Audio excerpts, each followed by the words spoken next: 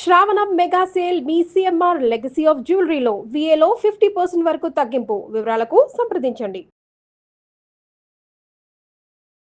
నమస్తే అమ్మా. నమస్తే అమ్మా.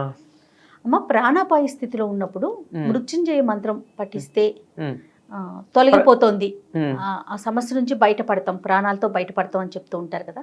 అసలు ఈ మంత్రం యొక్క బలం ఏంటమ్మా? అంత విశిష్టత ఎలా వచ్చింది? అమ్మా, మృత్యువు అన్నది సహజం. పుట్టిన జీవులందరూ చనిపోకుండా ఉంటే భూగోళం మీద చోటు ఉంటుందా? కొత్త వాళ్ళకి అవకాశం ఉంటుందా? లేదు కదా. అంతేకాదు, ఒక వయసు వచ్చిన తర్వాత అలాగే ఉండిపోవాలని ఎవరన్నా కోరుకుంటారా? ఉదాహరణకి నా వయసు వచ్చింది, ఈ ముడతలు పడిన చర్మము, తెల్లబడిన జుట్టు, కళ్ళకి జోడు, ఈ రూపంతో శాశ్వతంగా ఉండాలని ఎవరు కోరుకుంటారమ్మా?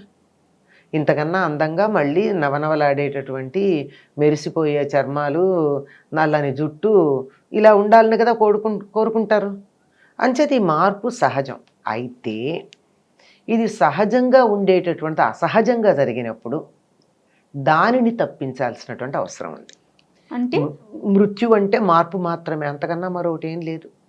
నిత్యం మన శరీరం మీద బోల్డు కణాలు, డెడ్ సెల్స్ అంటూ ఉంటారు, పోతూనే ఉంటాయి, కొత్త వస్తూనే ఉంటాయి. కణాలు ఏ రకంగా పోయి కొత్త వస్తున్నాయో మనిషి శరీరం మీద ఉన్నటువంటివి, మనిషే కాదు జంతువులు, జీవులు అన్నిటికీ కూడా అట్లాగే ఈ జీవులు కూడా పాతబడిపోయిన తర్వాత వెళ్ళిపోవడం, కొత్తవి రావడం జరుగుతూ ఉంటాయి. ఇలాంటి పాతబడినవి వెళ్ళడం కాకుండా తాజాగా ఉన్నవే అకాలంలో అనుకోకుండా మధ్యలోనే వెళ్ళిపోయే పరిస్థితి ఉన్నప్పుడు ఈ మృత్యుంజయ మంత్రం సహజ స్థితికి వచ్చేట్టు చేస్తుంది. ఈ మంత్రానికి అర్థం ఏమిటి? త్రయంబకం యజామహే సుగంధిం పుష్టివర్ధనం ఉర్వారుకమివ బంధనాత్ మృత్యోర్ముక్షీయం అమృతాత్. నన్ను మృత్యువు నుండి ఎట్లా రక్షిస్తావంటే, విడదీస్తావంటే, దోసపండు దోసపాదు నుండి ఎంతగా దానికే తెలియకుండా తొడిమ నుండి విడిపడుతుందో అంత తేలికగా నాకు మృత్యువు రావాలి అని అర్థం. పైనుంచి కింద పడింది అనుకోండి, టప్పమని పగులుతుంది. దోసపాదు ఎప్పుడు తీగకి పెట్టరు, గుమ్మడి దోస తీగలకు ఉండవు. ఇంకా అక్కడక్కడ స్వరన్నా ఉంటాయి కానీ గుమ్మళ్ళు ఉండవు, దోస ఉండదు.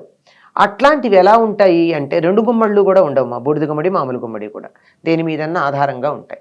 దోస పండు బాగా పండిన తర్వాత చిన్నతనం నుంచి పూర్వకాలం మనకు ఉండేటటువంటి దేశీయమైన దోసపళ్ళు ఉన్నాయే, అవి పింద దగ్గర నుంచి పచ్చ రంగులోనే ఉంటాయి. ఎక్కడో ఒకటో రెండో కొంచెం ఆకుపచ్చ ఉంటాయేమో. అది పండింది, దాన్ని కొయ్యొచ్చు అని ఎప్పుడు తెలుస్తుంది అంటే, దానంతరది తొడిమ నుండి ఊడిపడుతుంది, అప్పుడు అది పండిందని చెప్పి తెస్తారు. అట్లా తెచ్చినటువంటి దోసపండు సంవత్సరం నిలవ ఉంటుందమ్మా, పాడవకుండా. ఫ్రిడ్జ్లో ఏమీ అక్కర్లేదు. ఆ విధంగా ఆ పాదుకే తెలియదు ఒక పండు రాలిందని, పండుకే తెలియదు చెట్టు నుంచి వేరయ్యామని. అంత తేలికగా, అంత సహజంగా దోసపాదు నుండి దోసపండు ఏ రకంగా విడివడి ఇవతలకు వచ్చిందో అట్లా నన్ను మృత్యోహ ముక్షీయ, మృత్యువు నుండి నాకు మోక్షం కల్పించు అని అడగడం. అంటే అకాలమైనటువంటి మరణం కాక మానవుడు ఆయుర్దాయం 120 ఏళ్ళు కలియుగంలో. ఈ 120 ఏళ్ళు ఆరోగ్యంగా జీవించేటట్టుగా చేసి, ఆ తర్వాత కూడా ఏ యాక్సిడెంట్లోనో చచ్చిపోవడమో, మంచాన పడి అయ్యో పాపం వీళ్ళు ఎంత కష్టపడుతున్నారు, ఎంతకాలం మంచంలో ఉంటారని చూసేవాళ్ళని అందరూ అనుకుంటూనో, ఒళ్ళంతా సూదులు పెట్టి ముక్కుల్లో నోళ్లల్లో గొట్టాలు పెట్టి ఉండే పరిస్థితి రాకుండాను హాయిగా మాట్లాడుతూ అయిపోయింది, నా ఆయుర్దాయం అయిపోయింది, శరీరం వదిలేస్తున్నాను అని సుఖంగా వదిలేటటువంటి మార్గం చూపించమని చెప్పడం. ఆ మంత్రానికి అర్థం అది. ఎవరిని ఇలాంటి చూపించమని అడుగుతున్నాను నేను? త్రయంబకుణ్ణి అడుగుతున్నా. 3 కళ్ళున్నవాడు. 3 కళ్ళున్నవాడు ఎవడు? శివుడు. శివుణ్ణి ఎందుకు ప్రార్థిస్తున్నాము? లయకారకుడు ఆయనే, పట్టుకెళ్ళేవాడు ఆయన. వస్తాను నాన్న, తొందర ఏం లేదు, సమయానికి తీసుకెళ్ళు, నన్ను బంధించి సంకెళ్ళు వేసి లాక్కుని ఈడ్చుకుని కాదు, సమయం వచ్చినప్పుడు హాయిగా తీసుకెళ్ళు నన్ను అని చెప్పి తీసుకెళ్ళి ఆయన్ని ప్రార్థిస్తున్నాను. త్రయంబకం యజామహే సుగంధిం పుష్టివర్ధనం. మంచి సుగంధాలు కలిగి పుష్టి కలిగించేటటువంటి వాడు ఆయన. ఉర్వారుకమివ బంధనాత్, ఉర్వారుకం అంటే దోసపండు, దానిలాగా బంధాల నుంచి నన్ను ముక్షీయ, నాకు విడుదల కలిగించు. ఈ సంసార బంధాల నుంచి ఎంతమంది అండి చాలా బాధపడతారు. చనిపోయేటప్పుడు ఇంకా బతకాలని ఉంటుంది, పిల్లల మీద, మనవాళ్ళ మీద, మనవరాళ్ళ మీద, ఆస్తి మీద, ఆఖరికి పెంపుడు కుక్కల మీద కూడా మమకారం ఉండి ఎంత కష్టపడతాడటంటే జీవుడు శరీరంలోంచి వెళ్ళేటప్పుడు నరకయాతను అనుభవిస్తాడట. ఇక్కడే బంధాలు ఉంటే, బంధాలు లేవు, నేను వదిలేశాను, అయిపోయింది, ఎవరికి చేయవలసిన కర్తవ్యాలు చేసేసాం, అయిపోయి నా కర్తవ్యాలన్నీ, నాకు అసలు బాధ్యత అన్నది లేనే లేదు, నేను వచ్చాను, వచ్చిన పని అయిపోయింది, నా రోల్ నేను చాలా బాగా ఎనాక్ట్ చేశాను, ఎప్పుడంటే అప్పుడు నేను మేకప్ తీయడానికి రెడీ అన్నట్టు ఉన్నప్పుడు ఏం జరుగుతుంది? హాయిగా వెళ్ళిపోతారు. అట్లా కాకపోతే వెనకాల బంధం ఉంటే మళ్ళీ వెనక్కి లాగటం. ఎలా ఉంటుంది అంటే శరీరం వదిలిన తర్వాత జీవుడేమో ఇక్కడ ఆయనకేం లేదు అవకాశం, పైకి వెళ్ళాలి, కింద వాళ్ళ మీద ఉన్న మమకారాలు ఆయన కింద గుంజుతూ ఉంటాయి.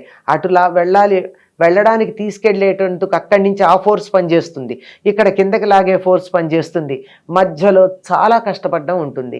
కనుక కింద ఫోర్స్ లేకుండా చేసుకుంటే హాయిగా ఎట్లాగో వెళ్ళాలి కదా, తప్పదు కదా. ఇక్కడ అయిపోయింది, పాస్పోర్ట్ వీసా ఎక్స్పైర్ అయిపోయింది, వెళ్ళిపోవాల్సిందే. అమెరికాలో వీసా ఎక్స్పైర్ అయిందంటే ఇక్కడికి వస్తున్నామా లేదా వదిలిపెట్టి, అట్లాగే ఇక్కడ వీసా ఎక్స్పైర్ అయిందంటే వెళ్ళి తీరాలి, టైం అయిపోయింది. కాకపోతే ఈ మంత్రం చేసే పని ఏమిటంటే ఈ మధ్యలో ఎవరన్నా వచ్చి గెటౌట్ అంటే నాకు ఇంకా వీసా ఉంది వెయిట్ చేయమని చెప్పడానికి పనికొస్తుంది ఈ మంత్రం. అది ఎప్పుడు ఎక్కడ ఎలా అయినా చదవచ్చమ్మా? ఎలా చదవచ్చమ్మా? నిత్యం ఏదైనా సరే ఏ మంత్రం చదివినా శుచిగా ఉండాలి. ఇది యజుర్వేదంలో మనకి రుద్రహృదయంలో చివర ఉండేటటువంటి మంత్రం. అందువల్ల మనం శుచిగా చదవాలి గనక శుచిగా ఉండి స్నానం చేసి చదవండి. చాలా మంది నిత్య పూజా విధానంలో తప్పనిసరిగా 3 సార్లు ఈ మృత్యుంజయ మంత్రం చదువుతారు. దీనివల్ల ఏం జరుగుతుంది? యాక్సిడెంట్లు జరగడం, అకాల మృత్యు రావడం. అంటే మనకేదో 120 ఏళ్ళు కాకపోతే 70 ఏళ్లకో 80 ఏళ్లకో 60 ఏళ్లకో ఉంటాయి కదా కొంతమందికి వాళ్ళ ఆయుర్దాయాలు. ఎంత ఆయుర్దాయం ఉందో అంత ఆయుర్దాయం అనుభవిస్తారే తప్ప మధ్యలో అనవసరంగా వెళ్ళిపోవకుండా కాపాడుతూ ఉంటుంది. అది అకాల మృత్యు. అందుకే తీర్థం తీసుకున్నప్పుడు ఏం చెప్తామా?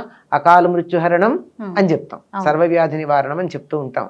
అంటే అకాలంగా వచ్చేటటువంటి మృత్యువుని మాత్రం దాని నుంచి దూరం చేయడానికి మృత్యుంజయ మంత్రం తప్పనిసరిగా పనిచేస్తుంది. ఓకే, దాని శ్రవణం కూడా మంచిదేనమ్మా? అంతేనమ్మా. ఇప్పుడు కొంతమంది నోటితో అనలేరమ్మా, కొంతమందికి త్రయంబకం అనలేరు, త్రయంబకం అని విడదీస్తారు. త్రయంబకం అని ఒకేసారి త్రయంబకం అనాలి యాక్చువల్గా, త్రయంబకం యజామహే త్రయం అనాలి. అనలేరు అనుకో త్రయంబకం అది కూడా సద్దు, అది కూడా అనలేదు వాళ్ళు ఉంటారు. అటువంటి వాళ్ళు వినొచ్చు. పిల్లలు ఉన్నారు, వాళ్ళు అనలేరు, వాళ్ళకు కొద్దిగా ఏదో అనారోగ్యంగా ఉంది, ఏం ప్రాణాంతకం మీద కాదనుకోండి, అయినా సరే ఇది చదివితే ఉపశమనం కలుగుతుంది. ఎందుకంటే ఆ మంత్రానికి ఉన్నటువంటి శక్తి, ఆ ధ్వనులు ఉన్నాయే, ఆ ధ్వనులు ఉచ్చరించేటప్పుడు వచ్చేటువంటి వైబ్రేషన్స్ అటువంటి సుఖాన్ని శాంతిని కలిగిస్తాయి.